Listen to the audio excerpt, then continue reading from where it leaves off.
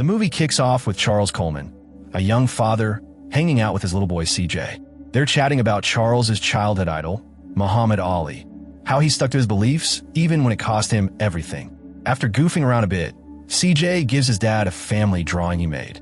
While admiring it, CJ throws out a heavy question. Are black people better than white people? Charles, keeping it real, tells him that people are good or bad based on who they are, not their skin color. Just then, CJ's mom, Eve, walks in after a shift. Charles, who's juggling law school and fatherhood, is obviously stretched thin. His professor treats him like a kid in class and makes him read a case out loud. Fast forward several years, CJ's all grown up now. He's home for breakfast, and it's a big day. It's his first day at the police academy. His parents couldn't be prouder. Eve, who's now a cop herself, gives him a hug before heading out. CJ and Charles share some playful banter before CJ hops into his dad's car and heads off, all smiles.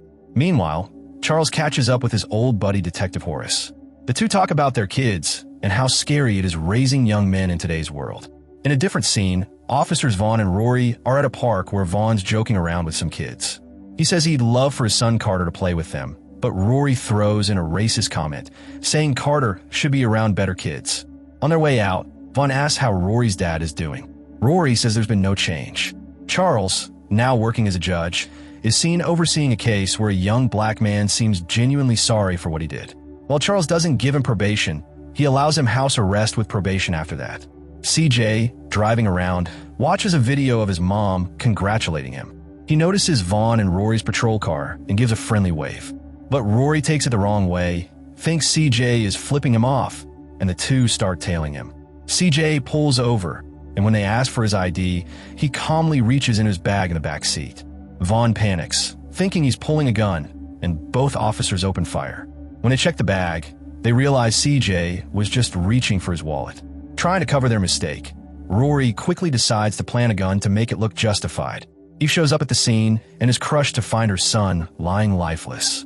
Later, Charles sees CJ's body at the morgue and breaks down. That night, Vaughn returns home, haunted by what they've done.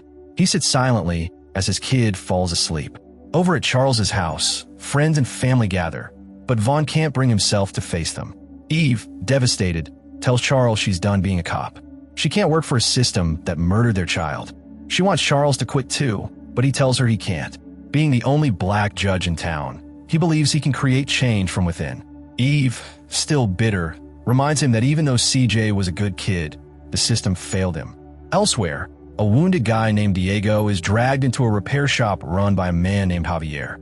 Diego had gotten himself shot after crossing into the wrong gang territory. Javier tells him to go to the hospital and promises to get him legal help.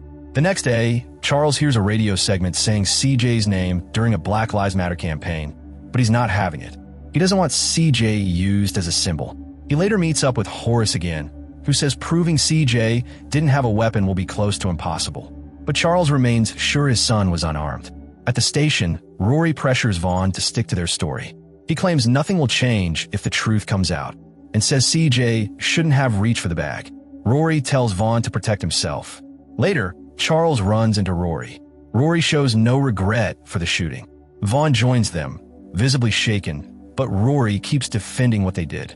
Charles vows to bring justice, saying he's not letting this slide. During a formal hearing, Vaughn repeats Rory's version of events, saying he acted out of fear. Charles, meanwhile, tries to push the investigation forward by talking to the mayor, the DOJ, and the police chief. But they all agree there's no proof to charge the officers. They rely on the cops' own statements. The mayor offers a settlement, but Charles turns it down.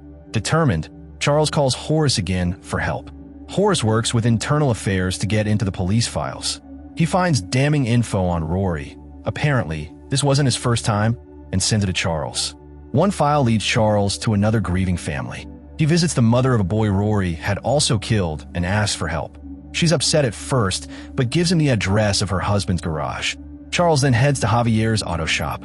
Javier is clearly not thrilled to see someone poking around about his son Ralphie's death. He seems suspicious and angry about reopening old wounds.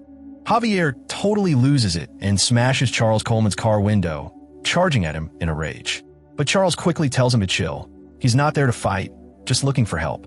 Javier cools down, but makes it clear Going up against the city and trying to get justice won't be easy. According to him, cops never rat each other out, so good luck getting one to talk.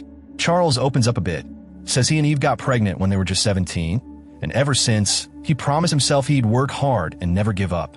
Still, Javier thinks they're fighting a losing battle and refuses to get involved. Meanwhile, at City Hall, the mayor's assistant tells him a journalist is sniffing around for details on CJ's death. The mayor says go ahead, let the press have it. On the other side of town, Vaughn slips up and tells his wife, Mary, that CJ didn't have a gun. She flips out, calling him a coward for staying silent and letting a lie protect him. She tells him to stay away from her and their son, Carter. Vaughn's guilt gets heavier, especially when he can't even look at his late son's photo without breaking down. The next day, Charles meets with Marcy, another parent who lost a child to police violence. But unlike Charles, she's not looking for revenge or even justice. She says she's let go of all that. To her, chasing justice feels a lot like chasing revenge, and she's done with both. Marcy shares how one mistake in her youth, riding in a stolen car at 17, haunted her forever. The system labeled her a felon, shutting down all chances at decent jobs or school. She tells Charles that if he keeps obsessing over justice, he might lose everything else that matters. That night, Javier finally opens up to his wife, saying he deeply regrets not fighting for their son Ralphie. But she reminds him Ralphie made his own choices and got caught up in the street life. They both quietly accept their pain, and across town, Charles and Eve do the same. They eat Chinese food, listen to music, and hold on to each other before bed. Both families trying to find peace in their own way. 6 months pass, and then, out of nowhere, news reports start saying CJ actually had a gun, painting him as just another criminal. Eve is furious and confronts Charles. She can't understand why he's not doing more. She reminds him how he's crushed every goal, graduated, became a lawyer, even a judge. Yet when it came to fighting for CJ, he seems stuck. Charles meets with the mayor again, asking who leaked the fake story. The mayor plays dumb. Charles shows him a picture of the weapon they claimed was CJ's and mentions how Rory was at both crime scenes, CJ's and Ralphie's. But the mayor shrugs it off, saying it's all circumstantial. He reminds Charles the city even tried to offer him a payout, but Charles had refused. Later, Charles visits Javier again, this time with more evidence. He tells him that Ralphie wasn't killed by gang rivals like the cops claimed. He was murdered by police. Still, Javier doesn't want to get involved. But when Charles shows him a video of Ralphie's last moments and tells him the gun planted on CJ was the same one found at Ralphie's crime scene, Javier breaks. He pulls a gun on Charles, saying he's just as guilty for playing by the system that let their sons die. Charles calmly admits that he also believed in the system, but now he knows it failed them both. He says it's time they take justice into their own hands. Now with the truth in hand and anger in their hearts, Charles and Javier prepare for revenge. Charles takes a gun and CJ's old drawing with him. Javier, wearing a mask, breaks into Rory's house, and they start brawling. Just as Rory is about to shoot him, Charles shows up and fires. Rory, wounded but still defiant, tells Charles that his father taught him two things: how to pick the perfect Cuban cigar and how to choose a side. He says Charles used to be on his side and claims he wouldn't have killed CJ if he knew he was Charles's son. But Charles isn't having it. He fires again, killing Rory. As they drive away, Charles tells Javier their boys would be proud. Detective Horace later arrives at the crime scene. After checking the evidence, including CJ's ID left behind, he starts piecing it together. Charles might be behind the attack. He quickly sends officers to protect Vaughn, thinking he could be next. Vaughn hesitates to leave, unsure what's happening, but an officer promises to watch over his family. Horace also calls Eve to check if she knows where Charles is. She says she believes he's just trying to make things right. Out on the road, Charles and Javier are spotted at a red light by some detectives, and a chase kicks off. It all ends in an old warehouse.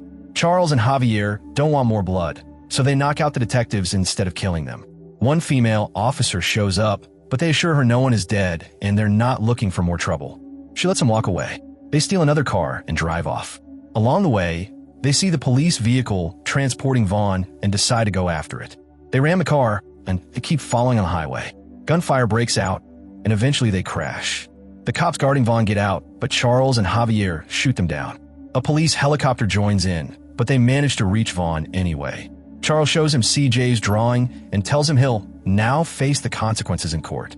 Both fathers point guns at Vaughn. who begged for his life, saying his son needs him. Charles reminds him that he had a son too, and they stole him away. Vaughn finally confesses. CJ had no gun. Overwhelmed with grief, Charles drops his guard, and Vaughn gets shot. SWAT arrives immediately after and guns down both Charles and Javier. The film ends with police knocking on Mary's door to tell her Vaughn is dead, the mayor watching the news report in silence, and Eve calling Charles, who's never going to answer. Thanks for sticking around. If you're new here, don't forget to subscribe. Catch you next time.